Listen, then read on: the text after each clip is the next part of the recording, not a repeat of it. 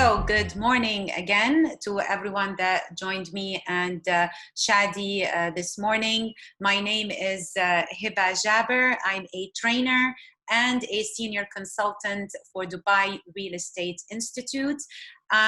Before I get started with today's session, I'm gonna share screen with you right now just to tell you a little bit about Dubai Real Estate Institute and about what we will be discussing today. So for those of us that are not familiar with what we do and who we are, I can tell you that Dubai Real Estate Institute is the educational arm of Dubai Land Department and the first institute in the Middle East and North Africa region, MENA region, to provide specialized real estate education that meets international standards. DREI also provides information about the real estate sector through a number of regular educational and awareness programs and training. Our vision are pretty much to become the leading international benchmark in spreading and sustaining real estate knowledge. Our mission is to provide advanced and high quality programs in collaboration with internationally recognized universities, publishing research and provision of property-related consultations to the public and private sector, enhancing communications among all stakeholders, empowering the society by disseminating real estate knowledge.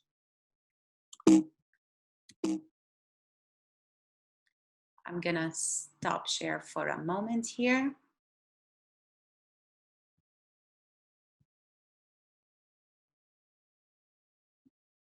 Again, I do apologize, but something went wrong, but I think I can fix it.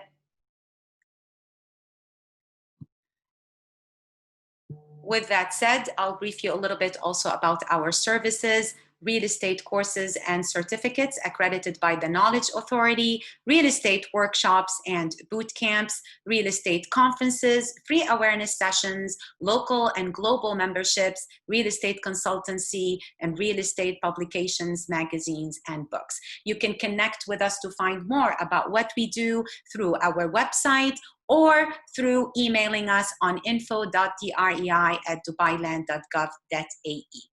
According to the World Economic Forum 2018 Future of Jobs report, by 2022, 54% of all employees will require significant reskilling and upskilling.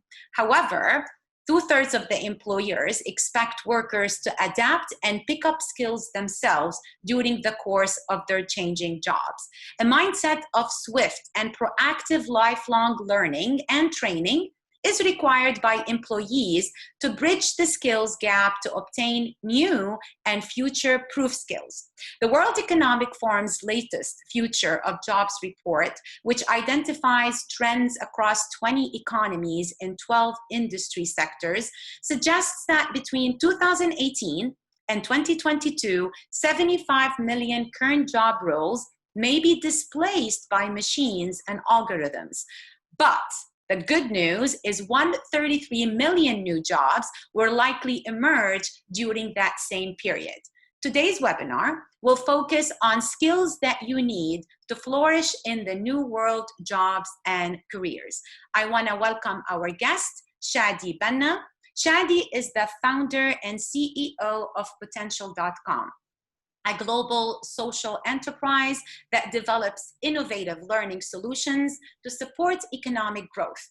When he's not busy disrupting traditional learning and development methods, he can be found speaking and delivering insights on the topics of entrepreneurship, education, technology, innovation, and future work skills across the globe. Shadi is a highly driven entrepreneur, investor, and business enabler, working closely with many startups, incubators, and business schools to provide strategic mentoring and coaching support. an MBA graduate from Heriot-Watt University. Shadi also holds a bachelor degree in computer and communications engineering from AUB, American University of Beirut. In 2008, he completed the Executive Entrepreneurship Program at Carnegie Mellon University. Welcome, Shadi. I'll leave it to you now to tell us a little bit about what you're going to discuss with us and what are those skills and what are those jobs specifically.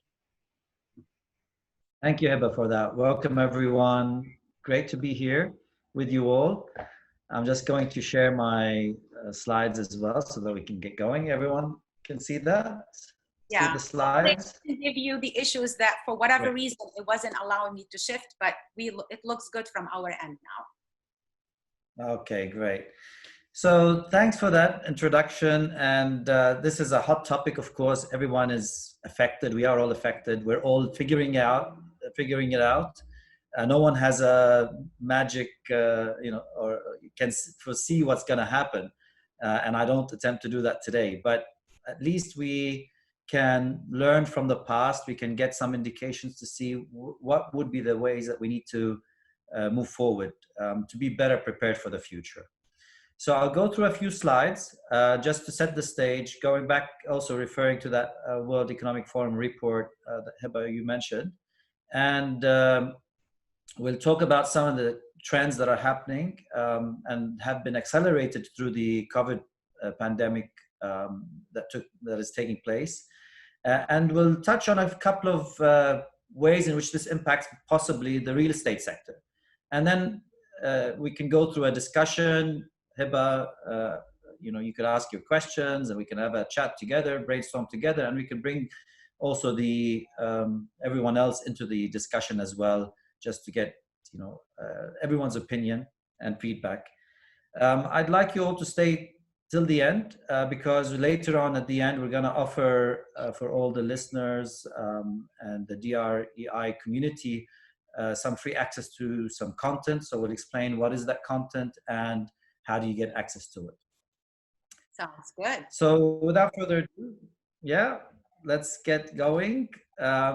So the need for skills development is really essential, especially in the MENA region, Middle East, North Africa region. There's been a lot of challenges that have been pointed out for the past couple of years in terms of the need to create over 100 million jobs in this region. And unfortunately, this has just become even more dramatic in the past few months. And even more unfortunately is that this was a big problem in the MENA region in general, but now it's a global problem everywhere around the world. Youth unemployment is a challenge. I really feel sad for anyone who's graduating now from university because they really are going into a market which is very tough and a lot of changes are happening.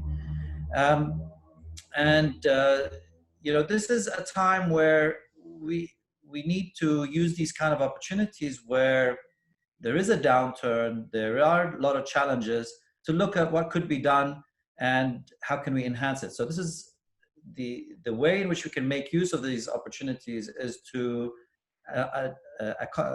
acknowledge them, understand what's going on, and for everyone to come together to basically support the community and develop all of the opportunities that we have that we can make use of.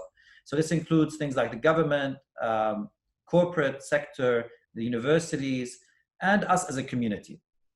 So in 2018, like Heba was mentioning earlier, the World Economic Forum came up with the Future Skills Report. So they do this on a regular basis. I would expect they're going to do one now, which it wasn't planned to be done, but I'm sure that now everything that they were working on has sort of been, they were planning on things to change by 2022, but I believe a lot of this is actually going to take place in 2020, not in 2022, because we've just seen an acceleration of disruption and move to new ways of doing things. So you can see here in this list the kind of skills that basically were planned to be trending by 2020 and 2022, and those that will be declining by that time. And if you want to, I mean, you could go through the list and see some of these points, but if you want to summarize them, a lot of the things that had to do with traditional learning, things that focused on memory or calculations, or process-oriented activities, all of these are declining because automation will help do those things in a more efficient way. And unfortunately, a lot of the school system outputs were designed in that previous format because the school system was designed in the industrial age, where we needed to, first of all, industrialize the school system so that it produces these classes, students moving from one class to the other, and eventually puts these students in industrial jobs that have a very specific thing that they work on for a period of their time. So that's how the school system has been designed. That's the legacy that we sort of still live on, even though, of course, it's evolved, but it hasn't evolved as much as we would like it to see it. So you see a lot of the things that were traditionally taught in school are not as important anymore. And the things that we traditionally would probably learn in life and in being out, in nature, being out on our own, being able to, try to survive, influence, engage with others, community building, all those social, humane kind of topics are the ones that will grow in importance. And along, if you want to also, put this into or summarize it even further, you could think about creativity, innovation, problem solving. Those kind of topics are really essential topics now and moving forward. Another big part that people really don't appreciate is needed as much is the social skills, emotional intelligence, communicating, understanding, listening, those kind of skills that, again, this is what we as humans do really well, but we've sort of forgotten them a bit.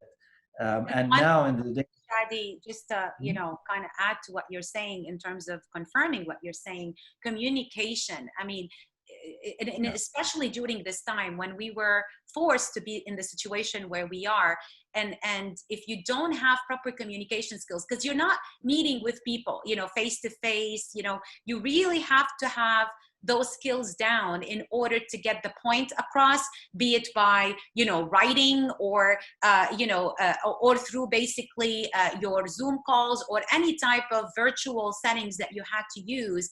Communication was so important, and if you didn't have that skill down, nothing was getting done. People couldn't understand exactly what you're trying to ask them to do from a leadership point of view. So absolutely. I mean, the communication, I think, was key, and it will continue to be an important skill for you to have no matter what job you do. Absolutely, absolutely. And one of the I think the wrong terms that was used during the COVID outbreak is this social distancing concept. I mean, it shouldn't have been called social distancing. It should have been called something else, physical distancing or something else, because on the contrary, the social aspect, first of all, became stronger during COVID. People came together, support each other. Families were much closer to each other.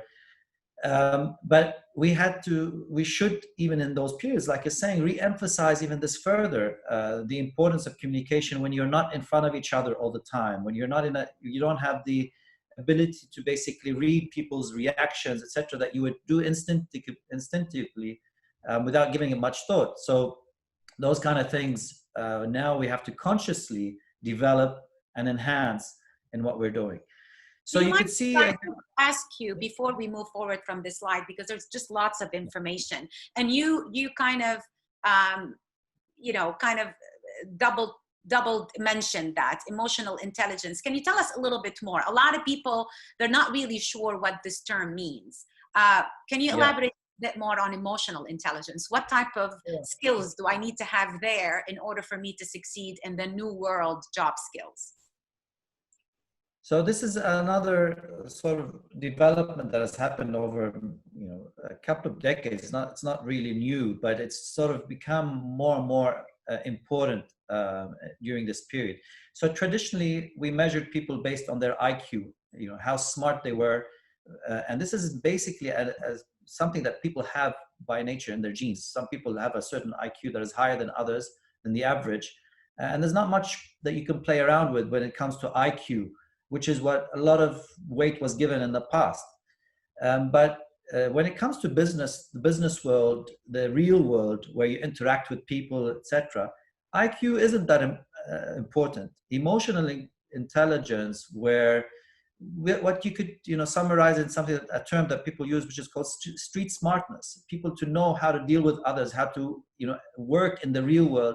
That all falls under emotional intelligence. Being able to understand yourself as a start, understand what makes you tick, what makes you excited, what makes you perform well, and at the same time understanding others, being able to really listen and understand what others are communicating with. That skill is very, very important. We've known about it, like I said, for some time, but it wasn't always given as much attention. But it's critical. I mean, I've dealt with sales jobs where with people, like salespeople would think that they should be going out there and talking to convince the other person, and the better that they talk, basically the more that they talk, the more they can convince them. And this is actually not right. Strong salespeople are actually good listeners, not good talkers necessarily. They need to understand what the buyer is really looking for, and that space is what's we could summarize as emotional intelligence. Being able to control your emotions and being able to pace the people that you're communicating with, and more importantly, being able to understand the other person, whether it's a buyer, your manager, your colleague, everyone around you. So that's a very important skill. Absolutely. And I wanted to express it simply because, like you said, it was a buzzword, not a new buzzword, but it's been now. However, I did feel that it kind of separated people that were understanding how important it is also to use their emotional intelligence to be able to work with teams and to be able to all of a sudden redefine their job role. Because if you didn't do that during the past 3 months, potentially you kind of were left behind, right? Yeah, absolutely. Especially these days, like in the with all of this uncertainty and negative news that's coming across from so many different places. Again, emotional intelligence has a very important role to play. We could easily come and say, well, I mean, the world is crumbling. What are we going to do? And I don't know what's going to happen, etc. That's one mindset that people could take, but it's a very, very bad mindset. And the other mindset is, okay, I can't control everything around me, but I can control my own emotions. I want to try to look at the opportunities. I want to try to improve and do as much as I can with what I have in my hands. And that's, again, part of in situations like this where emotional intelligence becomes very important. The other thing, traditionally humanity has lived in closed societies where we supported each other in villages, in towns, etc. As we go more and more into the modern world, that support network starts to become less available. So there's a lot more needed for individuals to support themselves, to know how to keep themselves motivated, to keep themselves working towards their goals, etc. So that's another important kind of aspect that emotional intelligence would handle. So knowing what makes me tick, what brings me down, knowing what really am I passionate about, that gives me the energy so that I can keep on fueling my activities. All of that goes under emotional intelligence. You could see, I mean, other active learning and learning strategies is a very important thing, very close to what we work with in Potential. And this is where the learner starts to take the learning into their own hands instead of depending on the organization to do it for you. So in the past, you work in an organization, that organization would put a training plan for you, and basically, you work your way through that training plan. That still happens in some organizations, but that's not really enough. And at the same time, what has changed is that the learning possibilities are endless. People have an opportunity of getting access to any kind of content anywhere around the world, with a few clicks. So this is an important thing that will also dictate who develops further and faster. And it goes back to that point about reskilling and upskilling that was mentioned in in the World Economic Forum report. So we all need to look at the skills that we have and see what updates do we need to do to those skills based on what's changed. And at the same time, we need to look at what do we need to upskill? What are the skills that we need to build on to make our position stronger? I'm going to mention a few of those later on, in the slides. And Teddy, I don't know if I'm getting ahead of myself. Maybe that's something you plan on discussing later. But if I want specifics, as in what did Shadi do, or what Hiba should have done during the past 3 months? What type of learning did I need to kind of, invest in? Simply because the opportunity is still there. So yes, we've had a time where we had lockdown and people were forced to stay home. Having said that, that doesn't mean there's no opportunities for you to continue learning and upskill and learn new skills. But what type of learning do you think might be? Is it just something industry specific? Is it something just something that's offered for the private sector, public sector, technology? Can you give us a little bit more insight into that? Yep, so we'll touch more about that later on when we offer the future skills bundle, because we're basically highlighting some of the topics that are important. But as a summary, of course, everything digital now needs to be, everyone should be a digital native, basically, like we again learned in school, reading, math, science. I mean, technology, social media, posting a blog, setting up a website, those kind of things are quite simple to do these days and are necessary for everyone to sort of learn. So those are some of the new, technology and new trends that basically people should learn. But the other stuff is going back to what we were just discussing a little bit earlier, going back to the soft skills that we've probably come across, we've learned, but we haven't really given them as much importance as we should give them now. And this, especially in the way that we think, critical thinking, creative thinking, problem solving, those kind of things are very important skills to develop and revisit, as we speak. I mean, but we'll talk a little bit more about that later. Surprisingly, if you look on the right-hand side in the declining, and again, we said 2020, no longer 2022. I see coordination, time management. Like, I would feel time management, if anything, these days, that's a skill that is so important, especially, with the discussion that we were having just before we started this webinar, Shadi, how you're forced to work from home. So you need to have proper time management skills. Otherwise, the whole day can really go by without you, accomplishing anything. What's your take on that? So my take is that the actual time management administration part has been automated. Look how efficient it is in taking meetings now and doing meetings. So you go onto your Outlook, you book a meeting up, you reply to all on an email with the time, you put the meeting, and then it's already got in it a Zoom or a team meeting button where you can launch it at the time. The calendar will remind you of it. So that administration aspect of managing that time has been offloaded from us. Correct. And really, really good. So you could see even in these lockdowns, a lot of the feedback from people, like you said, the feedback was mixed, but it was strange and surprising how much positive feedback was coming from people in terms of how more efficient they were working from home, because they were able to go from one meeting to the other, not distracted as much, and get to do a lot of the things that they travel time, traffic, that was all eliminated. The frustration of having to be late to a meeting, that was all eliminated. Absolutely. From the comfort of your own home. You go from meeting to meeting, back to back. Correct. Yes. Absolutely. So there's a lot that has been streamlined through automation.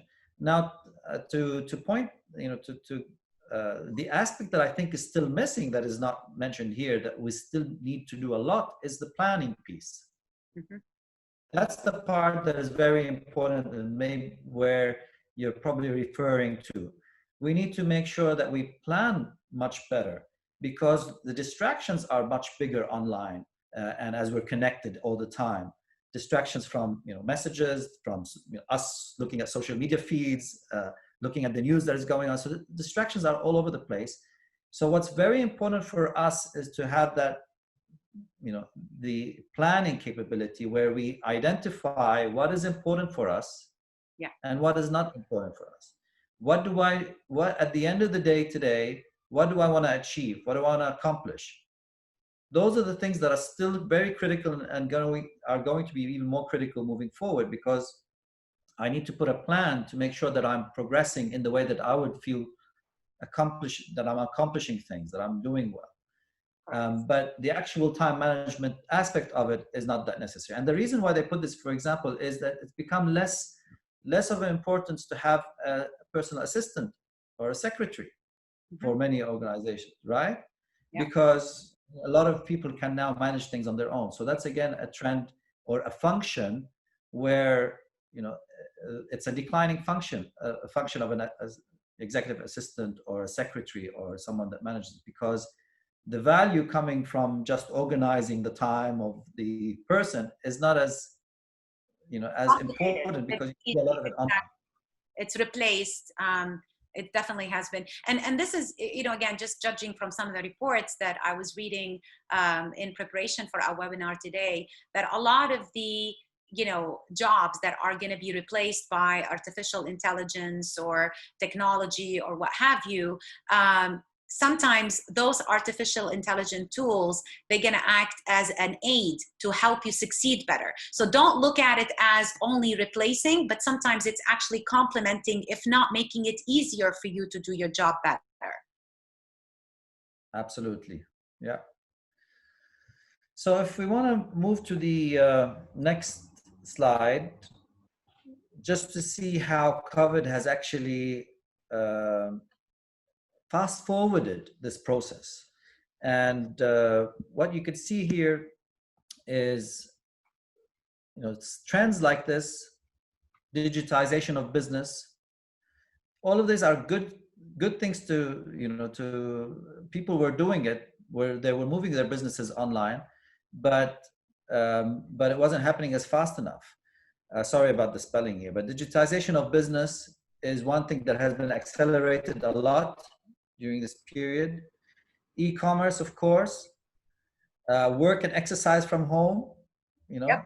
This is a trend that has taken off amazingly, and will be probably staying with us for the next couple of years, even if things get resolved when it comes to the COVID outbreak. But these trends are not going to easily, go away. Physical distancing, automation and AI, internet use and threats. So these are some of the trends that holistically have sort of been thrown upon all of us, on businesses over this past, period. And maybe, it's good for now to think about, how does this have what are the implications on the real estate sector? So I've thought of, we'll give it two examples of how these changes affect aspects of the real estate sector. And I took the first case of a real estate sales agent. Traditionally, a real estate sales agent would be hired by a company. They'd go into some promotional booths, or will be working in the company, reaching out, trying to find the buyers, and trying to take them for a visit to a development, or to show them around a house if it's available or something. So that's traditionally what real estate agents have done, correct? Yeah, pretty much, and more. So that's why I'm not an expert in this space. So this is why I'd love to be challenged, or to get your feedback on it as well. But the way I see a real estate agent of 2020 today should sort of work is that real estate agent should also have a YouTube channel Yeah. where they'd go around, talk about different developments, put some interesting, facts, have a, some element of a weekly post that comes out on YouTube around a certain development, and try to drive views to that post, try to link it with other, sites that are working in this space, giving it to them. I would also expect that real estate sales agent could have a podcast that happens where he talks to prospective buyers about what kind of challenges they're facing, gives them some advice about where are the things they should invest in based on their lifestyle, where are they in the life cycle, what are their priorities. Those are the kind of topics that would be very interesting for an audience to listen to, and that target audience to listen to, the ones that are actually looking for. Sorry, go ahead. Yeah, you wanted to. Yeah. No, I totally agree with you. I mean, there's been plenty of discussions about, is technology and artificial intelligence, and is real estate agent as an agent, even with the introduction of blockchain, is that gonna disappear? Is that gonna take away the middleman, which is basically the real estate agent? And you know what? Blockchain and technologies, again, it's probably gonna make a lot of jobs easier, exactly to the point that we were discussing earlier, but it would not replace. A lot of it is the human touch, right? That is needed still in a material transactions like a real estate transaction. Yes, I totally agree with you. The agent has to up his game now by using all these tools. So using technology to his advantage. So maybe the good old ways of hosting, for example, an open house is now replaced by a virtual open house, or the good old way of viewing a property by meeting that person or that potential client at the property is now replaced with a virtual viewing of the property. So they have to up the game, they have to use these technologies. But I really feel as an agent, as a job, as a broker in a transaction, your job will continue to be important because of that need for that human touch and that person to establish trust, because again of the materiality of the transaction. I don't know if you agree with me on that, but this is definitely something that we feel is needed, using all these applications, like the Dubai Land Department, Dubai Rest application, the likes of, for example, Property Finder launching the digital viewing. So there's lots of tools to complement his job, but not to replace him. Absolutely. So I would take from your, the phrase that you mentioned, which is very important, which is that the agents would need to up their game. Yeah.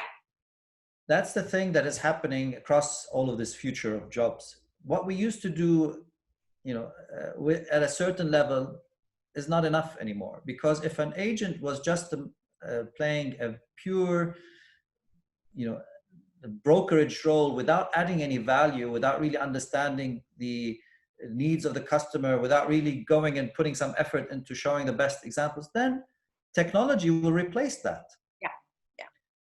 A website that basically shows shows the one-bedroom apartments that are available in this location, etc., for a very specific requirement, will be done in a much more efficient way through technology.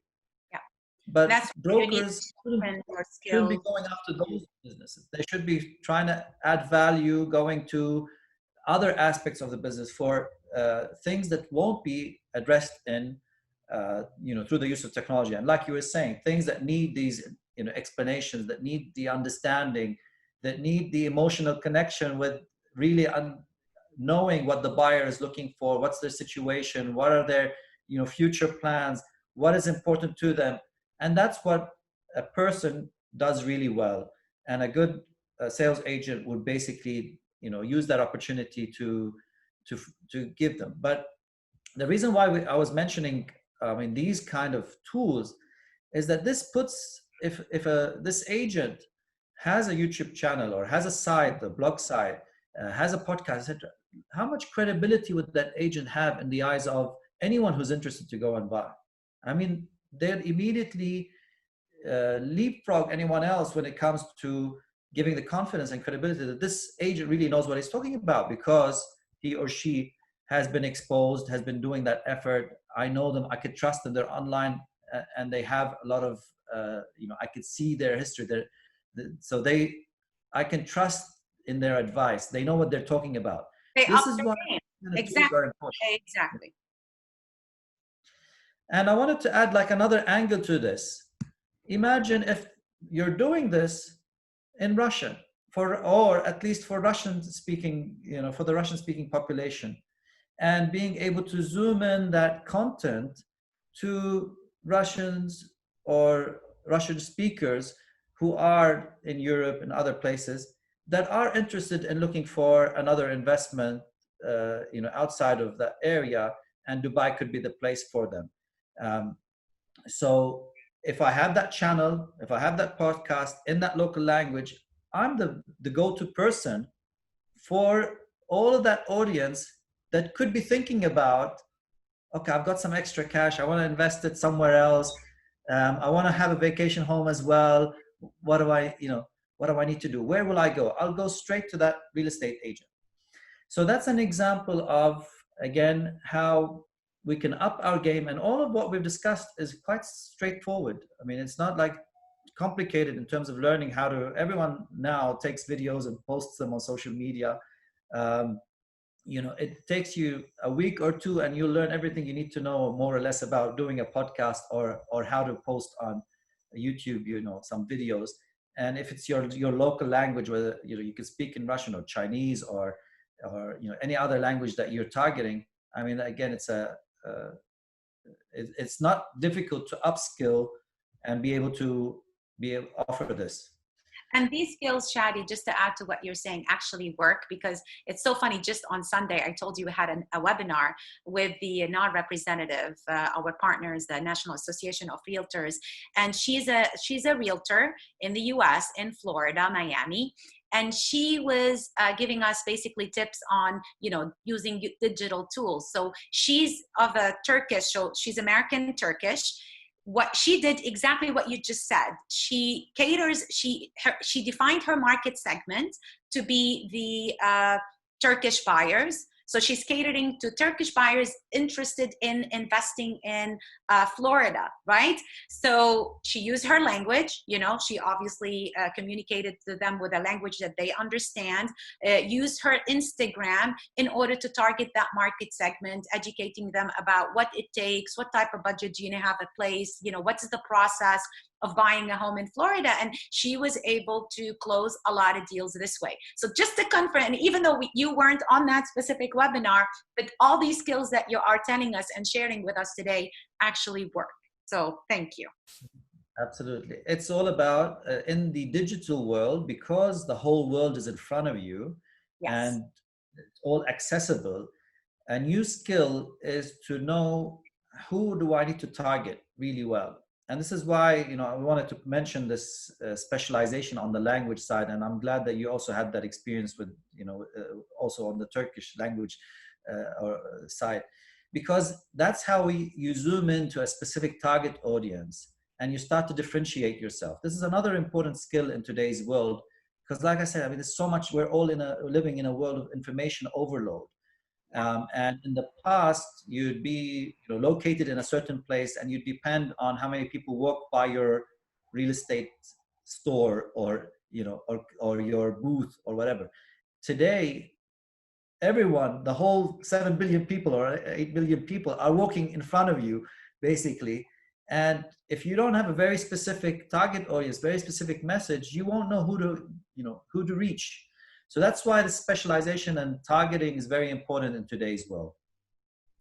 Now, I wanted to put this, again, like a suggestion in terms of how you could easily evolve into a modern day sales agent.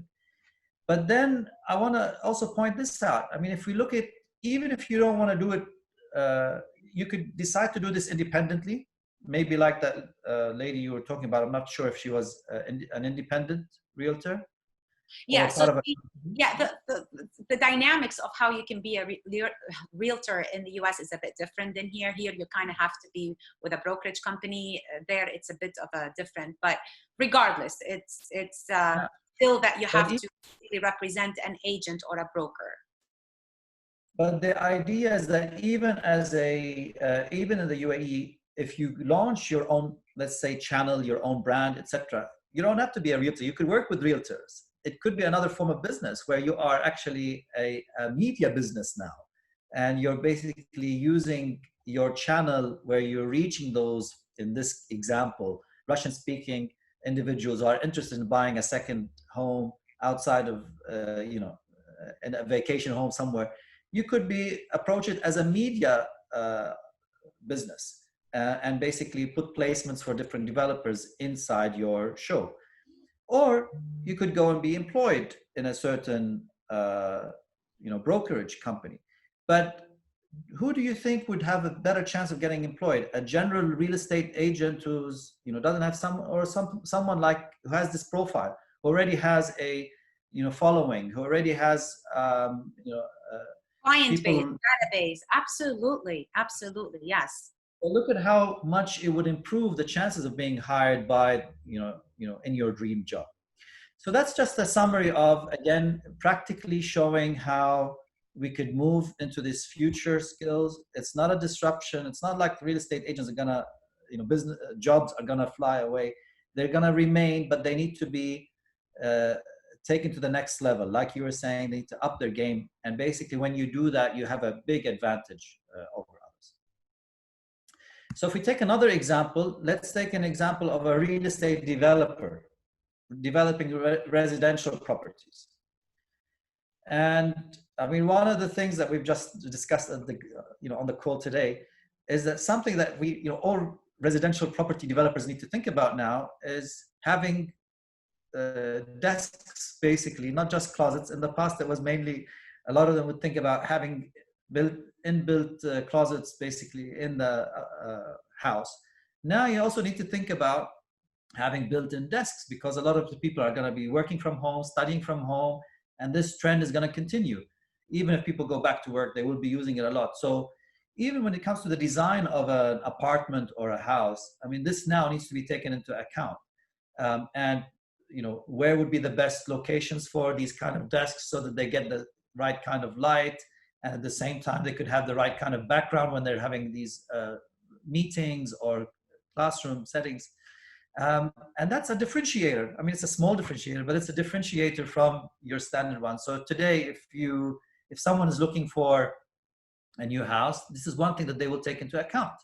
Yeah. And as you've probably seen in the real estate sector in Dubai specifically, I know that a lot of people have moved houses during this period, making use of, one, the prices have gone down, so I could go and take a bigger house.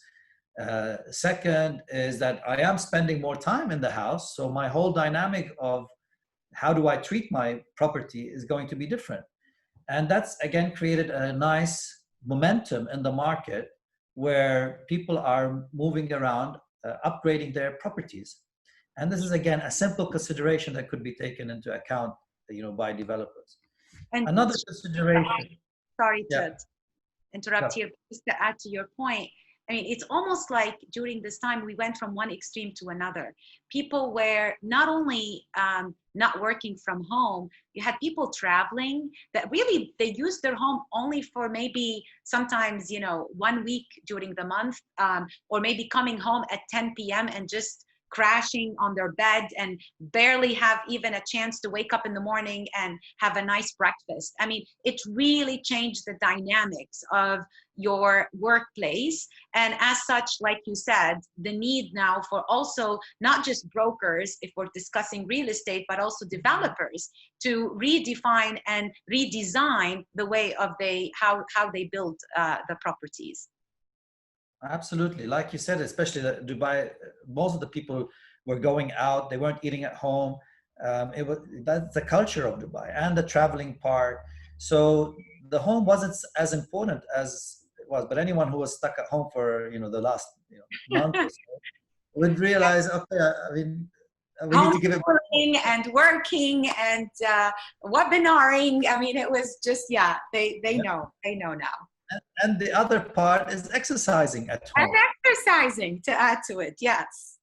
Well, why wouldn't every property have a place that is designed for a simple mat, or if they've got, a space like outside here where you can hang a punching bag or something? Again, a differentiator in a residential property, that we've taken this into account, that if you want to exercise, we know you're going to be doing, a lot of meetings and spending a lot of time at home. We wanted to create this small area in the house where you can actually do, stay fit, stay healthy, meditate, do all of that in the privacy of your own home. So that's another maybe consideration that we need to be thinking about when it comes to developers, and that could be a little bit of a differentiator in this, coming period.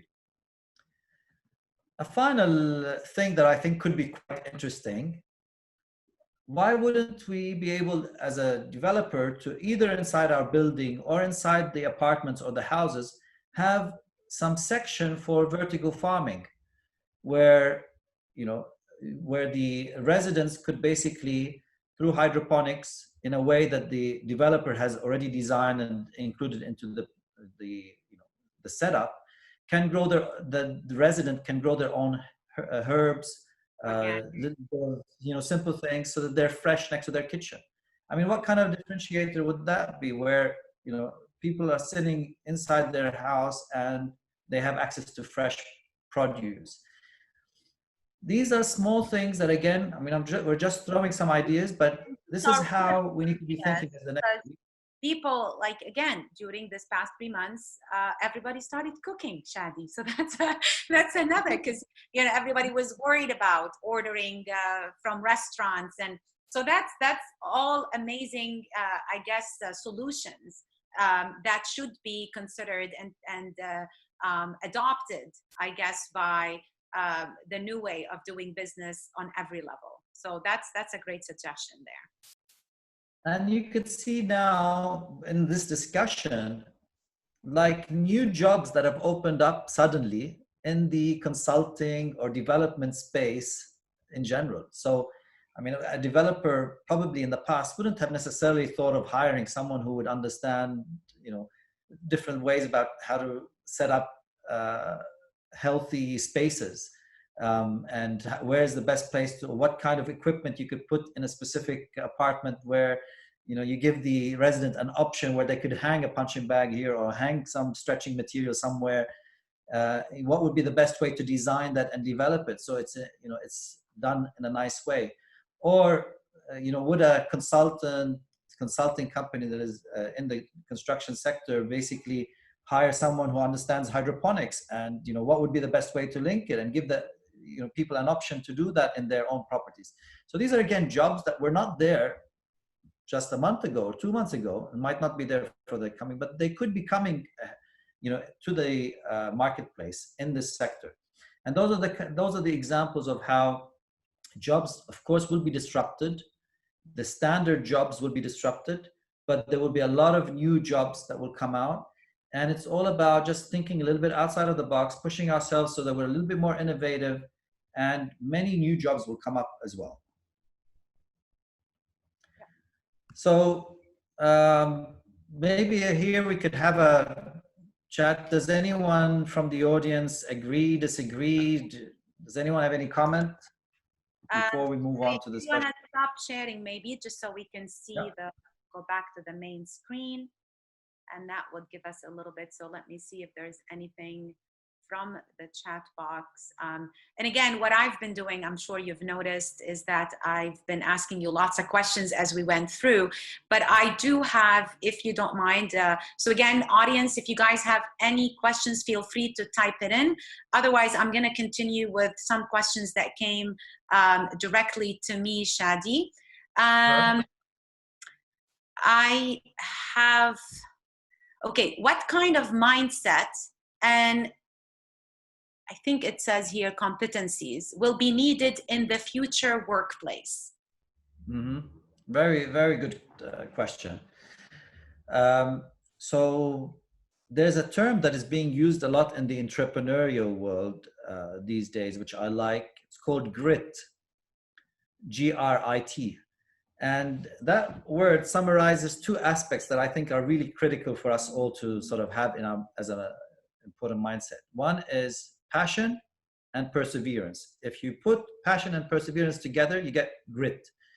And so passion is something that's important for us all to identify. Like we were saying earlier, talking earlier about emotional intelligence, understanding ourselves is very, very important. And we don't give it always enough weight, but we really need to understand what makes us tick, what makes us passionate, what is something that we feel we really enjoy doing so much.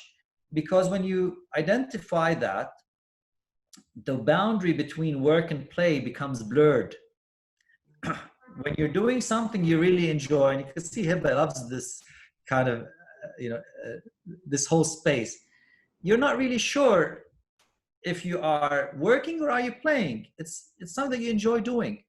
And that's the ideal position to be in anything that you're, working on, because Find your success, right? It would basically bring success. It would, and this is where the perseverance comes in. I'll come to that in a bit. So, but the important thing is to identify first, what is it that makes you tick? What you, like I was saying, Hiba, you feel the energy. You love giving to, I've seen you in action in the training sessions and now over here. You're a person that loves giving to others. You feel fulfilled when you give to others. That's something that makes you passionate. And this is where it gives you immense energy. You don't feel, if it was something that you weren't doing, you weren't too happy doing, it would immediately come out. And so people sense it, and when they sense it, it becomes, well, that's, and again, I don't want to take words from you, but talking about what makes you succeed. If people, they feel it, people can connect. And if they feel that, especially, I guess, in sales, if you want to talk about real estate or say, if you're not passionate about what you're doing, people are going to feel it, and they're not going to buy something that you're not even trying to convince them to buy, right? Absolutely. I mean, that's an essential thing. And this is why, zooming in and getting into that passion is really important, because that is what will drive your energy. Like you said, it's contagious. Basically, people will feel the energy, and then they will be much more convinced about what you're talking about, what your beliefs, your views, because of that energy that comes from the passion. The second part, which is the perseverance, is important as well, because you could be passionate about something, you have the energy, and you see a lot of talented people, even in sales, you see a lot of very talented individuals that are great in communicating. They're very charismatic, so people would immediately, relate to them, but they don't work hard enough. They give up too quickly. The moment there's an obstacle, they just turn away and they don't address it. This is what stops them from being totally successful. So perseverance is an important part where it drives you to keep on moving forward and breaking down obstacles that come in front of you, finding solutions to challenges, seeing challenges from an opportunity perspective instead of a challenge. And when you combine the two, that's where you could be really successful. The important thing is passion is first, because that will drive you to persevere. If you really enjoy what you do, if you really are passionate about what you do, you will it'll give you much more energy to overcome the obstacles, to keep on working hard, etc., etc. So they go hand in hand. I love that. I love that. As a matter of fact, you're giving me ideas about having you as one of my guest speakers in one of my training, because it is so true, to have that basically person coming in, and otherwise it'll be just a job that is a means for you to make money, but will you succeed at the end, and will you enjoy, right? And again, we're recognizing that these days anything can happen to you, and you really want to enjoy your day by day basis, and your job is a huge part of it, right? Absolutely. Yeah. All right. I have another question coming in, and I know we are kind of unfortunately, again, it's time goes by so quickly, especially when you're enjoying what you're doing. So before we go into you giving us a bit more information about the courses that you offer and how could actually people use those courses to upskill themselves, and the discount, of course, by that they get by being a DREI member. Not a If discount. you could just, sorry, say that again. There's no discount. It's a free offer. So Oh, basically, there's no even a free offer. Wonderful. That's even better. I like that better. Yeah. So if I can just ask you here, just, okay, so this is, I'll tell you the question. So currently there are about 12,000 Emiratis out of a job in the UAE, with 4,000 of them being in Dubai, mostly fresh graduates, as you actually mentioned earlier.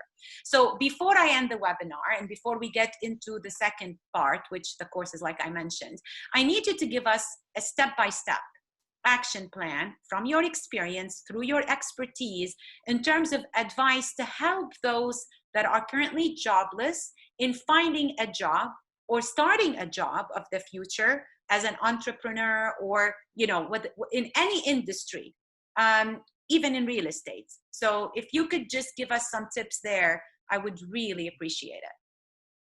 Well, when it comes to Emiratis, we've had a lot of work we've done before with, you know, in different ways. I think there's a huge opportunity for Emiratis to go into entrepreneurship in general.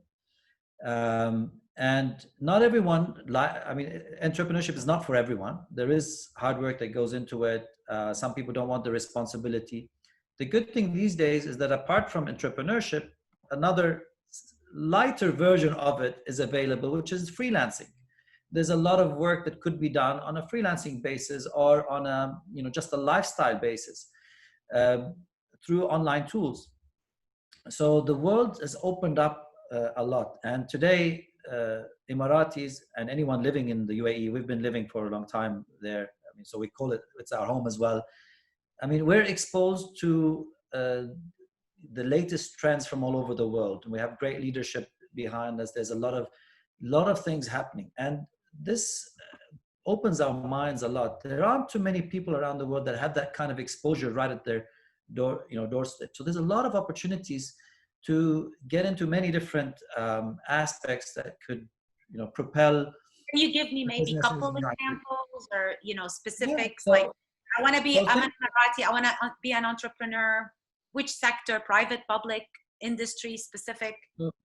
First of all, Dubai itself and the UAE in general has a very good brand. So any service that you could do out of Dubai, if you offer this service outside of Dubai, it's looked upon in a really great ways. If you look at the MENA region in general, as an example, or even MEA region, Middle East and Africa, I mean, there's this whole geography looks up to Dubai as a role model, and has a sense of relationship also with Dubai. So there's a lot of services which are very easy to set up, because services don't need huge investments, etc., that could be that people can go into.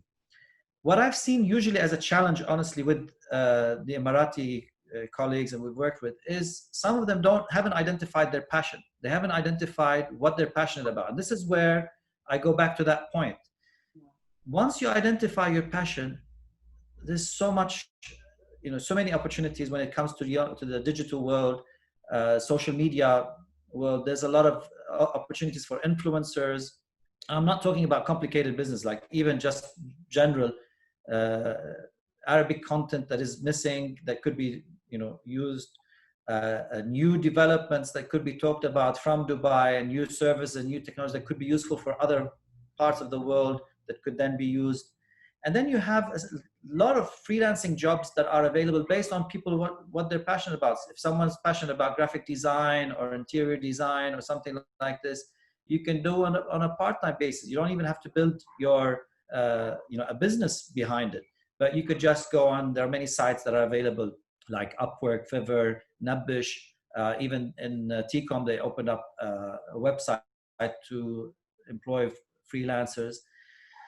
So those are just some examples. And then you have the whole area of innovation and entrepreneurship, where if someone has a great idea, there are many organizations and government bodies and private bodies that are there to support entrepreneurs in taking their ideas forward. There's In5 and TCOM, and I'm giving some specific examples. I mean, going back to UAE. So there's Department of Economic Development in Abu Dhabi and Dubai. There's Hub 71 in Abu Dhabi linked to Mubadala. There's a lot of opportunities that are, they would love for an Emirati person who has some, innovative idea to come so that they could support him with funding, with mentorship, with coaching. So there's lots of opportunities. And we also, have programs that part of the content that we're providing now is going to be helpful in that perspective. If you want to move into it, since we're short on time, I could give you like some of the topics because you brought this up earlier. So things like how to launch your podcast, as an example, or how to launch your blog, are topics that we would be giving. So we're giving you access to this future skills bundle, and it includes topics like innovation. So going back to that part, if you want a process to guide you in terms of how to come up with an innovation, there's a course for that. There's another course about business model. If you want to look at how do you turn it into a business model, and then go and take that output from the business model course and take it to someone like Khalifa Fund or Dubai SME or In5 to actually support you to turn it into a reality. So you've got some courses here that help you do that. Even courses around, again, podcasting. There's another one around starting a blog online, which will help, again, the discussion we had earlier about how you could be moving yourself forward when it comes to being an agent, real estate agent, but also in any kind of topic that you're passionate about. Courses, Shadi, just to give, do they differ like depending on how deep, or overall, like how long are these courses? So the idea, what we've specialized in Potential, is creating these micro courses format. And we believe we've been doing this for many years now. And early on, we realized that people want learning in a nuggetized format, small bits of learning, and very practical in nature. So you see that it's very efficient, very engaging, because you watch a piece of content and then you can answer a question to help you take that content and apply it to your own environment. So it handholds you through a process of starting up a business or starting up a blog or etc. And the length of the courses differs. So it could start from 30 minutes as a core course, but then you have additional resources behind it. So you could spend, if you want to dig deeper on any particular topic, you could spend hours on a particular course. But they're designed in a way where you can efficiently go through them in 10, 15, 30 minutes and finish it off. And I love that option. So again, like you said, the new way, the attention span, specifically if we're talking about the new graduates and the this generation, they want everything to be quick. They don't want to spend too much time, but at least that gives you both options. The quick overview, and then if you want to really kind of learn in depth, you can look through the additional resources. So that's amazing. Yeah. And here's a summary of how it looks. So we have in the sort of swift way of learning is that there's a video, there's some text, a case study, and an exercise to do, and you can move on to the next unit. But if you want to dig deeper, you could basically go into more details on any of these topics. But what's very important is that each of our courses is designed for you to generate an action plan out of it. So there's also a sales course, which could be very interesting for the sales people in the program, where you'd go module by module to help you develop your sales funnel, help you decide on what you want to focus on. So this is a sort of an output of one of the courses where you take that learning and you walk away with a summary that is actionable based on your own case and your own scenario. So just to explain to you how to get access to that, so you could visit this link, onlinelearning.potential.com/educate. You'll get to this page, and then you just enter your first name, last name, your email, and on the coupon code, you put DREI as it is here. And that's it. You go in and you can start learning there. So I just wanted to get to this slide so everyone can note it down. You know, if they need to get access, you could do it from now. After the webinar, you could just go in. Again, nothing to be paid. It's all free. We've done this as part of our response to the COVID-19 outbreak. And if we have in the audience any businesses, so brokerage businesses or businesses in the real estate space, you can request a specific coupon code for your own employees so that you could then track them later on if you want, in terms of track the usage, track what's interesting for them, and be able to see some of the objects on the. Yeah, so that's basically it from my side. If there's any follow-up on that question regarding the Emirati nationals, I mean, I'll be happy to explore a bit further and discuss it further, or any other question. If we can go back to the screen, that would be great. So if we could stop sharing from your side, Shadi, and I'll see if there's any other questions coming in from the audience. I think, I want to see, maybe there's one more here, but we've covered it. The jobs, which sector, we've covered it. So again, I want to thank you. I can easily go for another hour, but I do recognize that, you know, we want to thank you for giving us the time that you've given us so far. I'm going to take advantage of the tools that you've just given us in terms of, I guess, continue learning. And we really thank you for partnering up with DREI and giving our stakeholders and our members an opportunity to continue learning. And of course, for free, recognizing that everybody now is pretty much watching their budgets.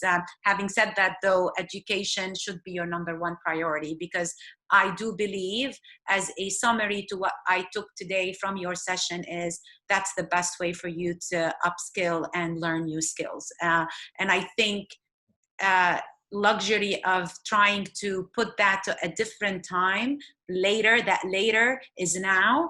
I think because now, if you're not going to take advantage of this time, you will never have the same opportunity. And someone else is going to be there doing that, and that will probably replace you.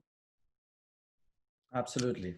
So thank you so much, Shadi, and hopefully we'll get to meet soon when things open up. In the meantime, stay well, keep safe, and again, thank you for partnering up with us and for giving us the time to be with us on today's webinar. Thanks to all the participants, thanks to Saji, and have a good afternoon, everyone. Thanks, everyone. Bye-bye. Bye-bye.